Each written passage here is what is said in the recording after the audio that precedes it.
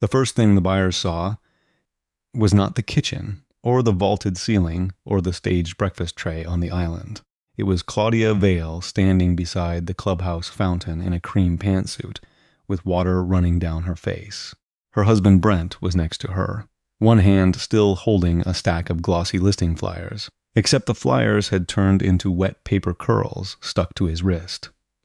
The open house sign leaned sideways in the mulch. The fountain behind them made a coughing sound, like an old engine trying to clear its throat, and then another sheet of water rolled over the stone lip and slapped onto the pavers.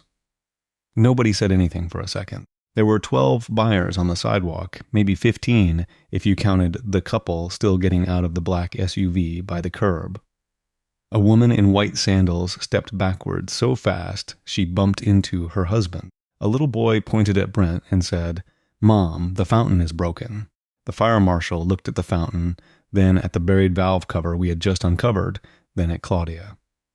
"Ma'am," he said, "this is why we don't hide access points under landscaping." I stood 10 feet away with my folder under one arm. My turnout pants were still in my truck from the shift I had just come off. I had not touched the fountain. I had not opened a valve. I had not loosened a fitting. The Water Authority technician had restored normal operating pressure because the site plans and the actual installation did not match. Normal pressure did the rest. Claudia wiped water out of her eyes and looked straight at me. "You did this," she said. I shook my head. "No," I said. "I warned you what it would do." That is the part people always get wrong when they hear the story later. They think I got even by making a fountain explode in front of an open house. That is not what happened. I did not make anything explode. I did not even make it spray. Claudia built a fountain to sell a house. Then she ignored every warning that the fountain was sitting where it should not be. Fed by a line nobody had approved, draining toward a walkway older residents used every morning. All I did was call the people whose job it was to ask one simple question. What happens when this thing runs the way it is supposed to run? My name is Daniel Mercer. I have been a firefighter for 17 years, most of them as an apparatus operator. That means I drive the engine, set the pump, read the street before anyone else has time to think, and know exactly how much room a crew needs when seconds matter. Firefighting is not all smoke and axes. Most of it is access. Can we get the truck close enough? Can we see the hydrant? Can we reach the fire department connection? Is the valve box buried under mulch? Is the sidewalk slick where a stretcher has to roll? Is somebody's idea of landscaping going to become our problem at 3 a.m? Those are not dramatic questions, but they are the kind that decide how bad a bad day becomes. I live in Briar Glen, a subdivision outside Knoxville, in a house I bought because it was boring in the best possible way. Brick front, 2-car garage, a maple tree that dropped too many leaves, and a clubhouse 2 lots down, with a small pool and a meeting room the HOA used for everything from budget hearings to kids' birthday parties. My wife Marissa liked the place because she could walk to the mailbox without crossing a main road. I liked it because the hydrants were visible, the street widths were decent, and the clubhouse had a clear apron where an engine could set up if the pool pump room or meeting hall ever caught fire. That is how my brain works. Some men notice lawn lines. I noticed turning radius. For the first 4 years, the HOA was annoying but manageable. There were letters about trash cans and holiday lights, and one memorable warning because I left my station boots on the porch after a chimney fire shift. The letter said footwear visible from the street created an unrefined frontage impression. Marissa laughed so hard she had to sit down. "Your boots have seen worse than their frontage impression," she said. The president of the HOA was Claudia Vale. Claudia had the kind of voice that made every sentence sound like it had already passed a committee vote. She wore white jeans in weather that would ruin white jeans for normal people, and she carried a leather folder everywhere, even to the pool. She had been president for 3 years, and she talked about Briar Glen like it was a brand she had personally invented. Her husband Brent was a realtor. Not just a realtor, according to him, but a neighborhood positioning specialist. He had the smile, the watch, the half-zipped vest with his agency logo, and the ability to turn any conversation into a comment about resale value. They were not cartoon villains. That would have been easier. They were the more common kind of problem. They believed that if something made the neighborhood look expensive, then every rule could bend around it. The house that started all of this sat across from the clubhouse, a big beige place with black shutters and a porch nobody ever used. The owners had moved to Florida, and Brent got the listing. I knew because the coming soon sign appeared on a Tuesday, and by Wednesday Claudia was talking about arrival experience at the HOA meeting. Buyers make a decision before they ever step inside, she said, standing at the front of the clubhouse with a slide deck projected behind her. They see the entrance, the clubhouse, the landscaping, and they decide what kind of community they are entering. I was in the back row because I had come straight from a shift and did not have the energy to argue about mulch color. Marissa nudged me when the slide changed. It showed a rendering of the clubhouse frontage with new pavers, low lighting, and a decorative stone fountain near the walkway between the clubhouse and the house. Brent was listing. There was water arcing gracefully from a central column into a shallow basin. It looked like something from a resort brochure. It also sat almost exactly where the old access cover was. I raised my hand. Claudia smiled without warmth. Daniel, let's hold detailed comments until the end. This is a detailed comment, I said. That area has a utility cover and access clearance. Has the fire marshal reviewed this? Her smile held for one more second. This is a garden feature, she said, not a fire scene. A few people chuckled. Not cruelly. Just the way people chuckle when they want a meeting to keep moving. I let it go that night because a rendering is not a construction plan. People put trees where doors are in renderings. They move benches through walls. It happens. But after the meeting, I walked the clubhouse frontage with Marissa. The old access cover was still there, a square metal lid set in the concrete edge near the service strip. It was not flashy. Most residents probably did not know what it was. To me, it was part of the map. Hydrant on the corner. FDC on the clubhouse wall. Valve X cover near the strip. Clear approach from the curb. Maybe they'll shift it, Marissa said. Maybe, I said. I wanted to believe that. I really did. The reason I even knew about that access cover was not because I had some obsession with making the HOA miserable. 2 years earlier, the clubhouse fire alarm had gone off during a storm, and my station was not the responding station, but I was home. I did what any firefighter does when there is an alarm 2 lots away. I put shoes on, grabbed a flashlight, and walked over to make sure people were out of the building. It turned out to be a bad detector near the pool equipment room. Nothing dramatic.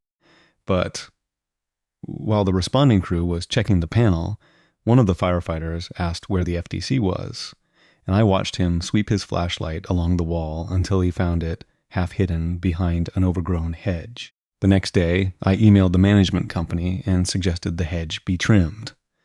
To their credit, the old board did it. No fight. No meeting about frontage aesthetics. No letter accusing me of fear-mongering. They trimmed the hedge, cleared the access strip, and sent a 2-sentence thank you. That was Briar Glen before Claudia. After Claudia became president, everything got filtered through appearance. If a thing looked clean from the curb, it was good. If a thing made a photo look expensive, it was better. If a thing was ugly but necessary, like a metal access cover, an electrical disconnect, or a yellow bollard, Claudia treated it like a personal insult from the municipal code. She did not say that directly. She said things like, "We should not let utilitarian elements dominate the character of our shared spaces," which was a fancy way of saying she wanted to hide the useful stuff. My job had taught me to distrust that instinct. The useful stuff is useful because people need to find it quickly when something is already going wrong. You do not bury shutoffs under mulch. You do not put planters in front of standpipes. You do not make the emergency route prettier by making it narrower. A neighborhood can look nice and still leave room for a stretcher. That was the first line Claudia crossed. The second line was timing. I did not learn this until later, but the fountain vote happened in a special board session held on a Monday afternoon at 1 o'clock. Most residents were at work. I was asleep at the station between calls because my company had been up all night on a structure fire outside our district. The agenda item said, "Clubhouse frontage refresh." No one would have looked at that phrase and understood it meant a permanent stone water feature placed across a service access area. Marissa worked from home on Mondays, and even she missed the meeting notice because it went out through the management portal, not the normal email blast. She found it later buried under 3 automated messages about pool key renewals. The board approved a not-to-exceed amount. They did not approve a final site plan.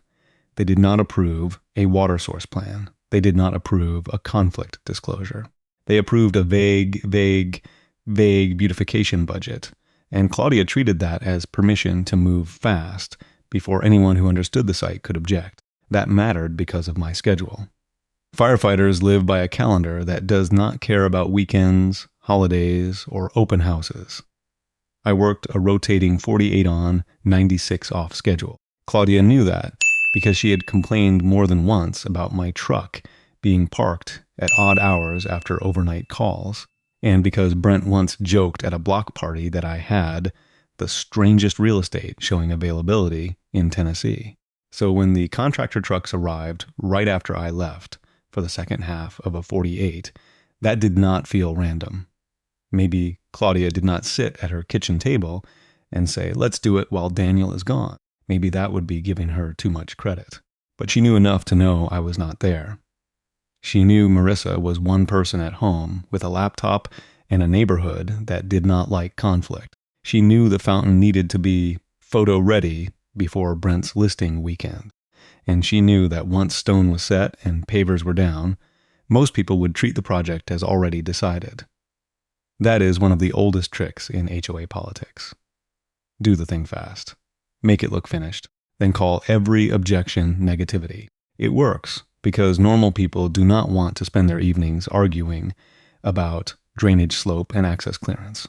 They want to grill dinner, put kids to bed, walk the dog, and believe the adults in charge are not using common money to help a private listing. I wanted to be one of those normal people. I really did. But then the fountain started making other people pay for Claudia's shortcut. 2 weeks later, my engine company caught a rough run. A kitchen fire that extended into an attic, a rollover on the interstate, 2 medical calls after midnight, and a false alarm at a daycare that still took 20 minutes because the Knox box was jammed. By the time I got home from that shift, I smelled like smoke trapped under clean soap. Marissa had coffee ready. "You need to see something," she said. That is never a good sentence after 48 hours awake. We walked outside. The clubhouse frontage was torn open. Fresh sod lay in rolls near the curb. A stone basin sat where the access cover had been, half finished, surrounded by pavers that were still white with dust. A pump hummed inside a temporary plywood box. A black irrigation line ran across the mulch, then disappeared under new soil. The air smelled like wet concrete and cut PVC. The fountain was not running yet, but the basin was already there, heavy and permanent looking. "When did they do this?" I asked. "Yesterday morning," Marissa said. "Right after you left for the second half of shift. 3 trucks. Claudia was here with Brent. I asked who approved it, and she said the board did." "Did they uncover the access lid?" Marissa looked at the fountain. "If that is the square thing you always point out when we walk by, I don't see it anymore." I walked closer. The old lid was gone under stone, mulch, or both. The fountain basin sat about 5 feet from the clubhouse wall, between the walkway and the service strip. It narrowed the approach to the FDC enough that a firefighter in gear would have to angle sideways with hose. The new pavers sloped gently toward Mrs. Price's walkway. Mrs. Elena Price was 73, widowed, and walked every morning at 6:30 with a pink visor and the kind of determination that made you stand up straighter when she passed.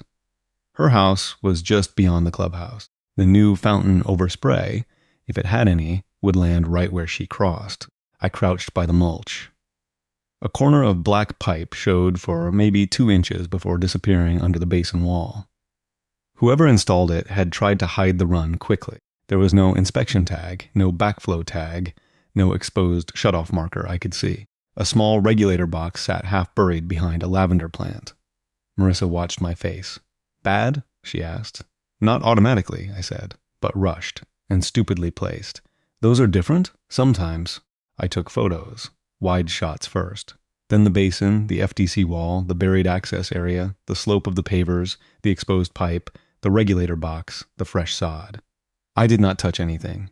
I did not move mulch. I did not lift a cover that was no longer visible. I just documented what was there. That night, after a shower and 4 hours of sleep, I wrote the first email. Claudia, the board, and the management company all got it. I kept it clean. The new fountain appears to obstruct access to the clubhouse fire department connection and/or related service access. Please provide the contractor scope, permit records, fire marshal review if obtained, water source approval, and confirmation that emergency access and valve dust fees covers remain accessible. Until that is confirmed, I recommend pausing operation of the fountain. No threats, no outrage, no as a firefighter speech.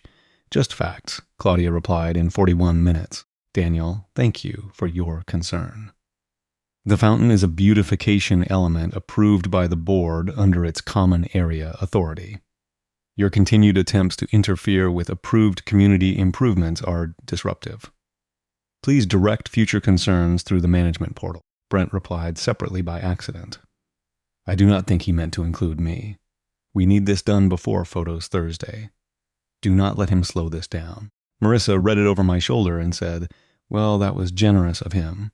I printed both emails. The next day, the fountain started running at low pressure. It was not dramatic. A little burble at the top, a thin sheet down the stone. From across the street, it looked tasteful, if you ignored the fact that the basin now sat where access had been clear for years. The neighborhood reaction was mixed. Some people loved it. They took photos. They said Briar Glen finally looked upscale. One woman posted in the neighborhood group that the fountain made the clubhouse look like a boutique hotel, which told me she and I had stayed in very different hotels. Some people did not like it, but did not want to get involved. Mrs. Price came by our porch 2 mornings later, holding her walking stick. I nearly slipped by that thing, she said. The pavers are wet every morning. Did you tell Claudia? She gave me a look. I have been alive too long to tell Claudia anything before breakfast. I added her statement to my notes and asked if she would mind sending me a text with the date and time. She did. Short and precise. I liked Mrs. Price. By then, the fountain had become a neighborhood personality test. If you liked Claudia, you called it charming.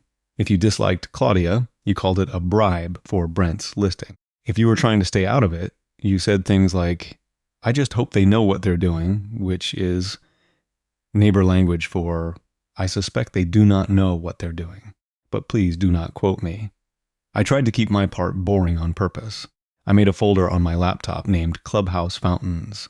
Inside it, I kept subfolders for photos, emails, public records, and witness notes. I saved everything as PDFs. I named files by date, so a person who had never met me could understand the order without me standing there explaining it. That sounds excessive.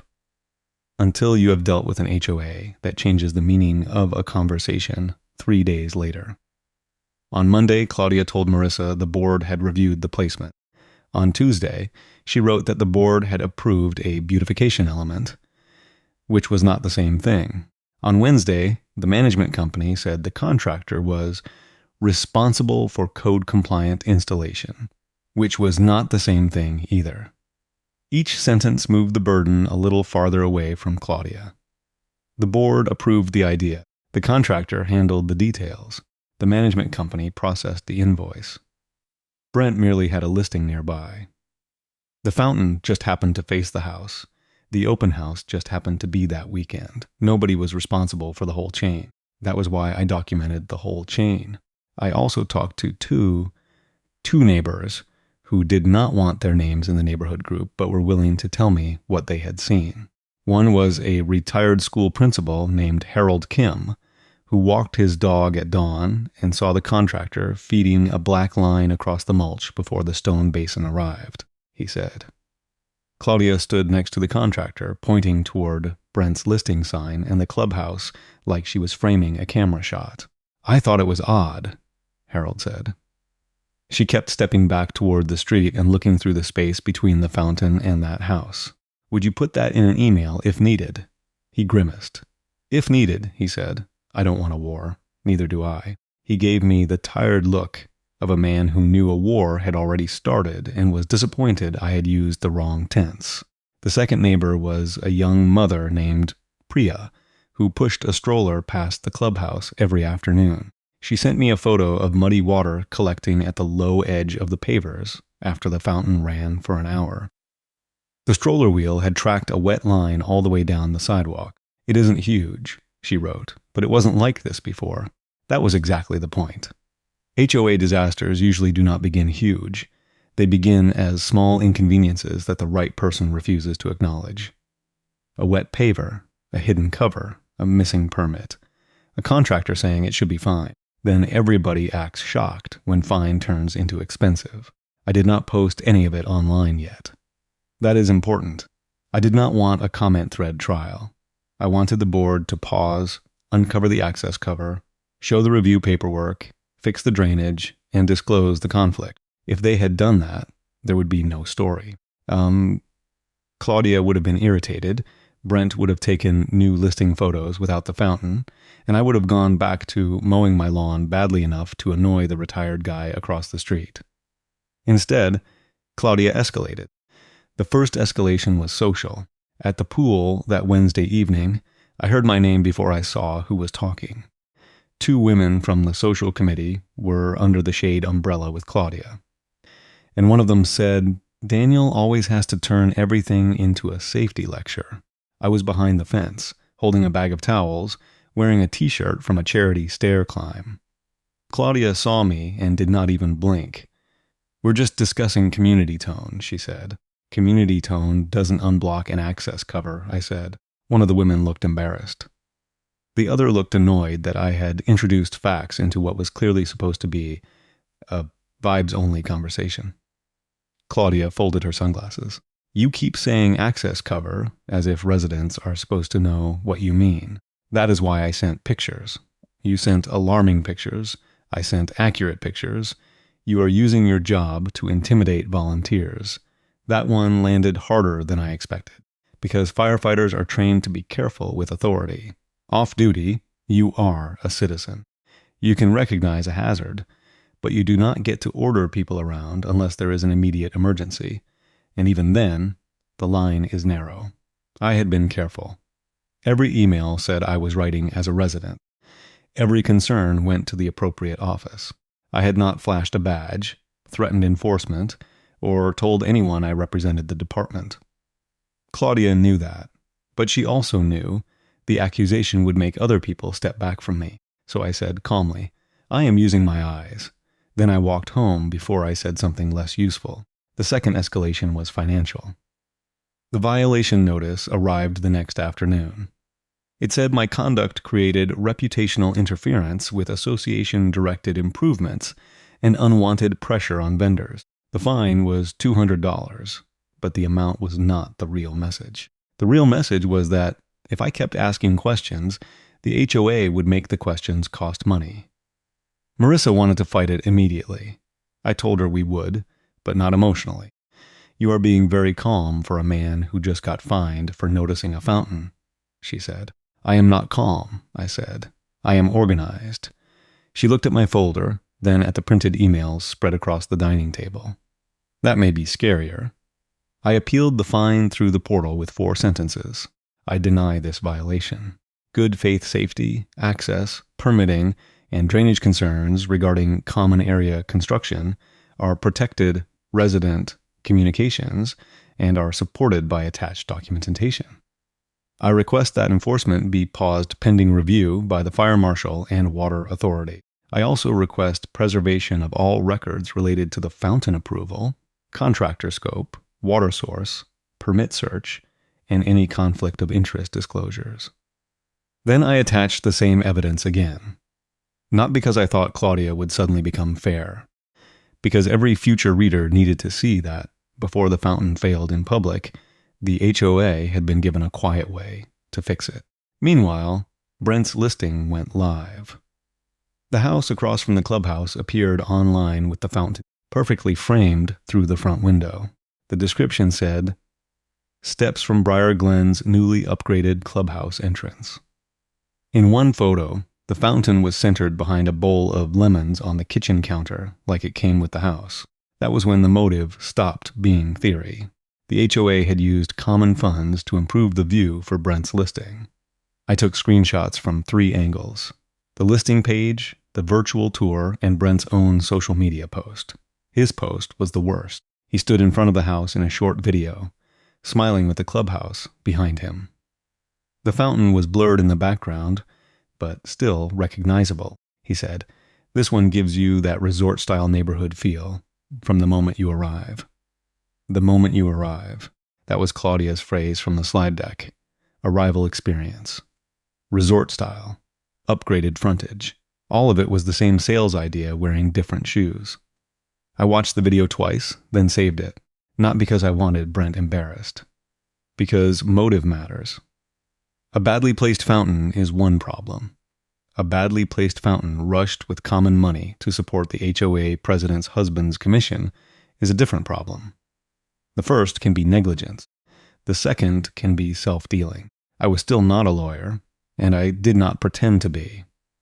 But I knew enough from years of fire reports to understand the difference between an accident and a chain of decisions. Reports do not just ask what burned. They ask what was present, what failed, what people knew, what they did with that knowledge, and whether the result was foreseeable. That word kept coming back to me. Foreseeable.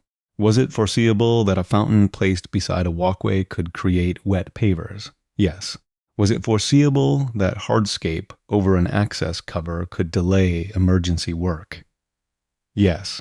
Was it foreseeable that a water feature, rushed before a real estate showing without clear pressure review, might fail under normal operating conditions? I did not know yet, but I knew who could find out. The Water Authority did not care about HOA politics. That was what made them useful.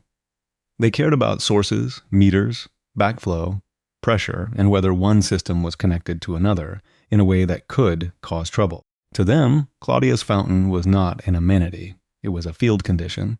The fire marshal was the same way. Ortiz was not coming to defend me. He was coming to look at access. Either the approach met the requirement or it did not. Either the cover could be reached or it could not. Either the FDC clearance made sense or it did not. That was the comfort of boring systems. They did not need to like me. They only needed to measure what Claudia had built. I checked the permit portal. Nothing under fountain. Nothing under water feature. Nothing under clubhouse plumbing. There was an electrical permit for low voltage path lighting, but nothing for a new water connection. The fire marshal's public inspection log showed no review request for the clubhouse frontage. I pulled the old clubhouse site plan from county records. It took 40 minutes and a phone call to a clerk who sounded like she had better things to do, but I got it. The plan showed the FDC location, the hydrant at the curb, the service access area along the strip, and a note about maintaining clear approach. The fountain sat inside the area the plan had left open. Not a little. Not by an inch. Enough that if we had to stretch line to the clubhouse during an alarm, somebody would be stepping around stonework, wet pavers, and landscaping where there used to be a clean approach. I sent the second email certified and through the portal. This time I attached photos, the site plan, Mrs. Price's statement, the listing screenshot, and the permit search results. The message was still calm. The fountain appears to obstruct required fire department access duct clearance and may be fed by an unapproved domestic or irrigation line. Please pause operation and uncover the access cover valve area for inspection. I am copying the fire marshal's office and the water authority so the issue can be reviewed before the scheduled open house. Claudia called me within 10 minutes. I let it go to voicemail. She left a message. "Daniel, this is completely unnecessary. You are creating alarm over a decorative improvement. The board has authority here, and if you continue attempting to interfere with a real estate showing, we will consider enforcement options." Then Brent called. I let him go to voicemail too. "Listen," he said, voice tight under the salesman polish. "I don't know what your problem is, but this open house is important. There are families making decisions. Don't make this weird because you don't like Claudia." I saved both messages. That afternoon, the HOA sent me a violation notice for vendor harassment and interference with common area improvements. $200, with a warning that repeated conduct could result in legal action. Marissa looked at the letter, then at me. "They know you are a firefighter, right? They know I leave for 48 hours at a time," I said. "That seems to be the part they focused on." Friday morning, I got a call from Assistant Fire Marshal Luis Ortiz. "Mr. Mercer? Yes, we received your email. Are you making this complaint as a private resident or in official capacity?" "Private resident," I said immediately. "I work for the city, but not in your office and not in my neighborhood jurisdiction. I am not ordering anybody to do anything." There was a small pause. "Good answer," he said. I liked him right away. He asked a few questions. "Was the FDC still visible?" "Yes, but approach was narrowed. Was the hydrant blocked?" "No, but the landscaping drew people into the working area." "Was the access cover visible?" "No." "Was the fountain operating?" "Yes, at low pressure." "Were there slip complaints?" "At least one." "Any signs of electrical hazard?" I had not seen any. "Open house is tomorrow?" he asked. 10 to 2. He sighed. "Of course it is." He said he would come by Saturday morning. He also said he might ask the water authority to send someone if the source line was unclear. He told me not to touch anything. "I haven't," I said. "Keep it that way." After that call, I sat in my truck for a while before going inside. The house was quiet. Marissa was on a conference call in her office. Across the street, the fountain burbled like nothing had happened, as if a little water sound could cover up a week's worth of decisions. Part of me wondered if I should just let the officials handle it and disappear for the open house. Go to the grocery store. Take Marissa to breakfast. Be unavailable. If the fountain failed, no one could point at me. If it passed, the issue would be handled anyway. But disappearing felt wrong, too. This was my neighborhood, my complaint, my evidence. And if Claudia tried to turn the inspection into a conversation about my attitude, someone needed to be there to keep the facts straight. So I made one rule for myself. I would observe from a distance, unless Ortiz or Sam asked me a question. No speeches, no arguments with buyers, no comments to Brent, no touching the fountain, no satisfaction on my face if the thing failed. That last rule was optimistic. Marissa helped me prepare the folder the way she used to prepare trial binders back when she worked as a paralegal. She put the emails in order, then the photos, then the site plan, then the witness notes, then the listing screenshots. She added tabs because Marissa believes civilization depends on tabs. And after that week, I was inclined to agree. If they ask for anything, hand them the copy, she said. Don't let Claudia make you scroll around on your phone while everyone watches. You have a gift for making my paranoia more efficient. It isn't paranoia if the fountain is in the wrong place. She paused at the listing screenshot. This part bothers me the most, she said. The conflict, the entitlement. They used everyone else's money to stage their own sale, then acted like you were rude for noticing. That was it exactly. The fountain itself was stone and water. Annoying, fixable, maybe expensive, but not morally complicated. The moral part was the confidence that rules were for people without access to the board. That night, Brent's agency sent out another open house post. Same house, same Saturday, same resort-style clubhouse views. The fountain was visible in the thumbnail. Claudia posted it in the neighborhood group with 3 heart emojis and a line about celebrating Briar Glen's rising value. Then she added, "Please welcome visitors warmly tomorrow and avoid negativity around our shared improvements." Negativity, that was what she called documentation when documentation was inconvenient. Mrs. Price commented, "Will the wet walkway be fixed before visitors arrive?" Claudia deleted the post within 5 minutes and reposted it without comments enabled. Marissa saw it and said, "She's nervous." She should be. I slept badly. Not because I expected drama, but because my brain kept running scenarios. What if Ortiz decided the access issue was minor? What if Sam could not determine the source without excavation? What if the contractor lied? What if Claudia claimed I had moved mulch? What if a buyer slipped before anyone shut the thing down? At 2 a.m, I got up and checked the weather. Clear, humid. No rain. If those pavers were wet in the morning, nobody could blame the sky. Saturday came bright and humid. The kind of morning realtors love because everything looks warm and expensive before the heat becomes punishment. Brent's open house signs went up at 8:30. Claudia arrived at 9 in a pale blue dress and heels that had never met wet pavers before. Brent wore a navy blazer and no socks, because apparently ankles sell houses now. The fountain ran low and polite, just enough water to sparkle, not enough to overspray. Marissa stood at our kitchen window with a mug of coffee. "You nervous?" she asked. "No." She waited. "Yes," I said, because I was.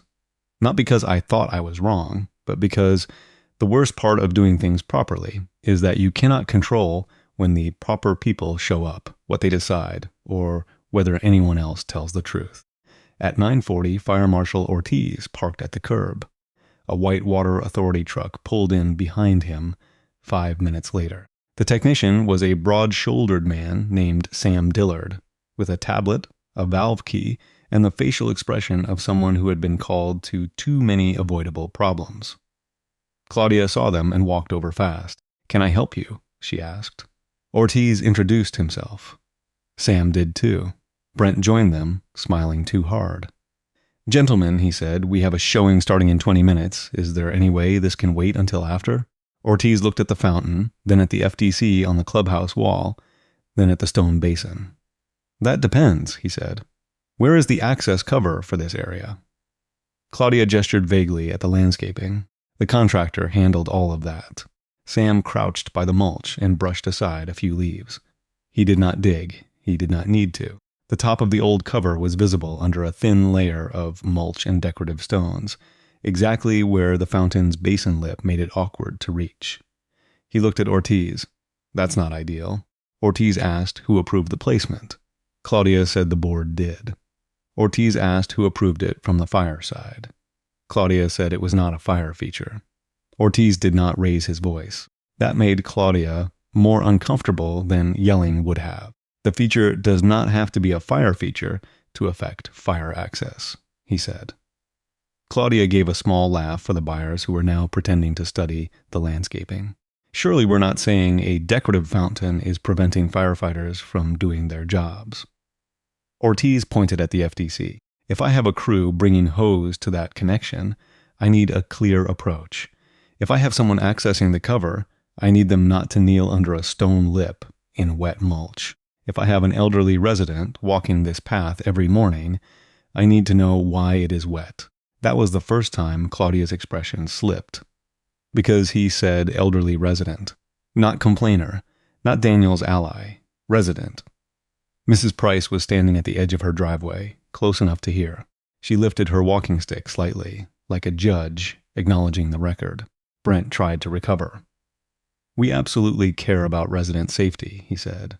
"This is just very unfortunate timing." Sam looked up from the regulator box. "Timing didn't bury the access cover.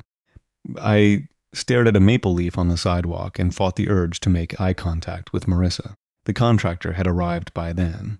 His name was Wade, according to the embroidery on his shirt. He looked at the officials, then at Claudia, then at the fountain, and I saw the exact moment he understood. This was not a warranty call. Sam asked Wade what line fed the fountain. Wade said it came off an irrigation branch with a regulator and a small pump assembly. Sam asked if there was a backflow record. Wade said the HOA had told him the irrigation was existing. Sam asked if he had pressure tested at normal operating pressure after final placement. Wade said, "We tested it at the feature setting." "That isn't what I asked." Wade rubbed the back of his neck. "No." The buyers were no longer pretending. A man in a polo had his phone out, angled low like he thought nobody noticed. A woman near the mailbox whispered something to her partner, and both of them looked at the listing sign, then the fountain, then Brent. Brent saw the attention moving away from the house and toward the problem. "Can we take this around back?" he asked. There are clients arriving. Ortiz shook his head. The issue is here. That sentence was small, but it pinned the whole morning to the pavement. The issue was here, not in my attitude, not in Claudia's inbox, not in some future board meeting after Brent had his offers. Here, in stone, water, mulch, and the narrowing between a decorative basin and an emergency connection. Sam asked where the fountain was fed from. Brent said, the irrigation, I believe. Sam asked for the backflow and water source record. Brent looked at Claudia. Claudia looked at the contractor, who had just pulled up in a pickup with a magnetic logo on the door. The contractor looked like a man realizing he had been invited to the wrong kind of party. Buyers began arriving. A couple in matching sunglasses slowed near the fountain. Brent turned halfway toward them, trying to maintain the open house smile while answering Sam's question about pressure regulation. The contractor said, "We kept it low for the feature. It's just decorative." Sam said, "Run it at normal operating pressure." The contractor hesitated. Ortiz looked at him. "If it is installed correctly," he said, "that should not be a problem." That sentence did more damage than any accusation could have. There are sentences people say when they believe the facts are on their side. Show me the permit. Run it at normal pressure. Point me to the access cover. They are not dramatic on paper. But in real life, they are terrifying to anyone who has been surviving on confidence instead of compliance. Wade opened the pump box and adjusted the setting. Sam stood beside him, watching the reading. Ortiz moved 2 steps away from the spray zone without making a show of it. I noticed because firefighters notice body position. Claudia did not. She was still trying to manage the audience. "Everyone, this is a routine facilities check," she said to the buyers. "Please go ahead inside. Brent can answer any questions about the property." Nobody proceeded inside, because there is no such thing as a routine facilities check with a fire marshal, a water authority truck, a nervous contractor, and a realtor whose flyers are slowly curling in the humidity. Brent took 1 step toward the front walk, trying to herd people with body language. "The home has a fantastic kitchen," he said, "completely updated." The fountain made a hollow knocking sound. Everyone looked back. The first surge was low enough that Claudia tried to ignore it. A sheet of water slapped the inside of the basin and jumped onto the pavers. She glanced down, then smiled harder. "As you can see," she said, "it's a beautiful feature." The second surge hit the open house sign. The sign did a slow, pathetic twist, as if even it had lost confidence in the listing. Brent reached for it instinctively, which put him in exactly the wrong place.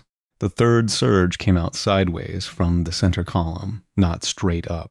Later, Sam said the regulator and pump combinations was cycling against a bad restriction, causing pressure pulses through the feature head. In the moment, it looked less technical and more like the fountain had chosen a target. Water hit Brent across the chest. He made a sound I had never heard from a realtor before. Half gasp, half offended vowel, Claudia turned toward him, and the next pulse caught her along the shoulder and side of the face. Her sunglasses flew off one ear and dangled from the other. Water ran down the front of her pale blue dress in a clean diagonal line. The buyers reacted in layers. First silence. Then the little boy said the fountain was broken. Then somebody laughed once and tried to turn it into a cough. Then Mrs. Price delivered her line about making an impression. That was when I had to look at the ground. Not because I was ashamed. Because there is a difference between justice and gloating, and I was standing on the narrow strip between them. Ortiz did not laugh. He walked to the FDC, looked at the narrowed approach, looked at the buried access cover, and made notes. "This area is not acceptable as configured," he said. "The fountain stays off. Access gets cleared. The water feature needs review before it operates again." Brent found his voice. "This was sabotage," he said, pointing at me. "He has been trying to stop this all week." Sam held up his tablet. "I restored normal operating pressure," he said. "Your feature failed under its own setup." Ortiz looked at Brent, and Mr. Mercer documented the obstruction before today. Claudia turned on Ortiz next, which was a mistake. "This is completely disproportionate," she said. "Do you understand what this is doing to property values?" Ortiz capped his pen. Property values are not part of my inspection. It was the cleanest sentence of the morning. No insult. No lecture. Just a boundary Claudia could not beautify her way around. Sam shut the system down and tagged the fountain feed for follow-up. Wade started explaining that the HOA had wanted the basin centered from the street and that moving it farther from the access area would have changed the look. Claudia snapped, "Wade," in a tone that tried to pull the words back into his mouth. Too late. The man with the phone lowered it. The couple in sunglasses exchanged a look. Brent stared at Wade like he had just set fire to a commission check. Ortiz asked Wade to repeat that. Wade swallowed. They wanted it centered for the approach view, he said. I told them it would be tight. Who is they? Wade looked at Claudia. Nobody needed him to answer. I did not say a word. That was the hardest part of the entire week. When someone else finally says the thing you have been accused of inventing, every nerve in your body wants to help. You want to point, underline, explain, make sure no one misses it. But the best evidence does not need cheering, so I stayed quiet. Marissa touched my elbow once, a tiny reminder that silence was working. Ortiz asked me for my folder. I handed it over. He reviewed the site plan first, then my photos, then the emails. Sam looked at the photo of the exposed pipe and asked me where I had been standing when I took it. I showed him from the sidewalk. He nodded. You didn't move mulch? No. Didn't open the box? No. Didn't adjust anything? No. He said it loud enough for Brent to hear. Good. That one word mattered more than I expected. Good. Not because I needed Sam's approval, but because the morning had become a trial of whether I had forced the outcome. Sam's questions made the answer plain. The system had failed when operated by the people responsible for it, in front of the officials responsible for reviewing it. That was not revenge. That was exposure. That was the moment the story changed. Until then, I had been the difficult neighbor, the firefighter who couldn't stop seeing hazards, the guy making trouble over landscaping. After that, I was just the person who had written down what everyone else could now see. The open house did not recover. Some buyers still toured the house because people are curious and a wet realtor is not enough to stop everyone. But the mood had changed. You could hear it in the questions. Is the HOA paying for that fountain? Was it permitted? Is the clubhouse having issues? Is this common? One buyer asked Brent whether the HOA had any other special assessments pending. Brent said no too quickly. Another asked whether common area improvements were reviewed by outside professionals. Claudia had gone home by then, so Brent had to answer alone.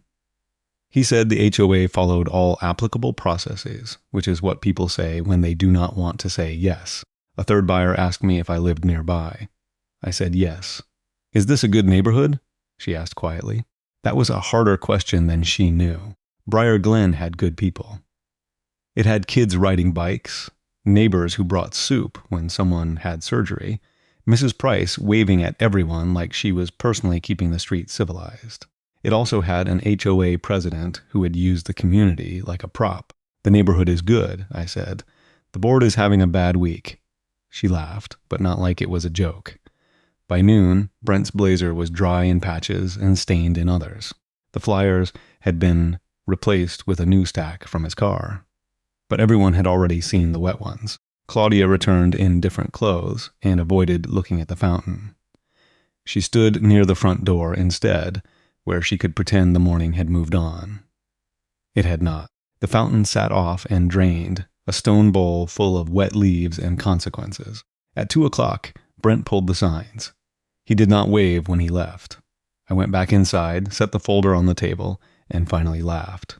Not long, not cruelly, just enough to let the pressure out. Marissa laughed with me, then got serious. They're going to come after you. Probably. You ready? I looked at the folder, more than they are. Brent tried to pivot. Claudia went home to change. The contractor stayed by his truck on the phone. Sam shut the fountain down completely and marked the feed for follow-up. Ortiz left a written notice requiring the access area cleared and the fountain kept out of service until reviewed. By Monday, the neighborhood group had 300 messages. Some were predictable. Claudia's friends said the timing was suspicious. Brent's supporters said the fountain would have been fine if I had not brought officials into it.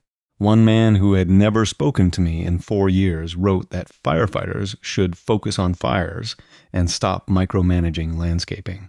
Then Mrs. Price posted a photo of her wet walking shoe from earlier in the week. Marissa posted screenshots of my first email, my second notice, and Claudia's reply saying future concerns should go through the portal.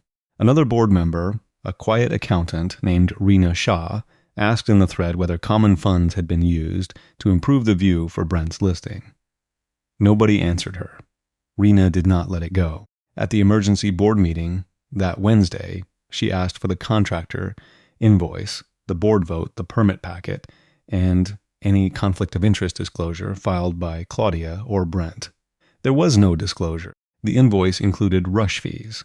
It also included a line item for photo-ready completion before listing weekend. That phrase did not come from me. It came from the contractor's invoice, which meant somebody had said it out loud. The listing photos showed the fountain centered through the living room window. The board minutes showed the expense approved beautification under general beautification without noting Brent's listing. The permit search showed no fire marshal review before construction. The water authority follow-up said the feed and pressure regulation had to be corrected before operation. The fire marshal's notice said access clearance had to be restored. That is the thing about paper trails. People think they are boring right up until the paper starts talking. The fountain was drained the next Friday. By the following week, the basin was gone. The pavers had to be pulled up around the access cover. The HOA paid for the correction, the cleanup, and a proper review of the clubhouse frontage. My fine was withdrawn with no apology, which is the HOA version of an apology. Claudia did not resign immediately. People like Claudia rarely give you the satisfaction of a clean ending, but she lost the next vote for president by a margin wide enough that nobody had to squint. Brent lost the listing after the sellers asked why their open house had become a neighborhood compliance hearing. Mrs. Price got a dry walkway. The clubhouse got a plain bench where the fountain had been, with enough clearance around the access cover that even Ortiz said it was fine. The new HOA policy was simple. Any common area improvement involving water, electrical work, fire access, permanent hardscape, or a real estate conflict had to be reviewed, disclosed, and voted on separately. No more hiding private sales behind community beautification. I still get teased at the station about the fountain. Firefighters are merciless when they like you. "Hey, Mercer," one of the guys said the next shift, "you bringing a towel to the next open house?" I told him only if he was buying. The truth is, I did not enjoy the fight. I enjoyed the moment Claudia stopped telling people I was imagining things. There is a difference. Water is honest. It does not care about property values or listing photos or how expensive the stone basin looks. It follows pressure. It finds bad joints. It runs downhill. It tells you where the weak point is. So do rushed plans. Claudia and Brent wanted the neighborhood to see luxury. They got exactly what they built.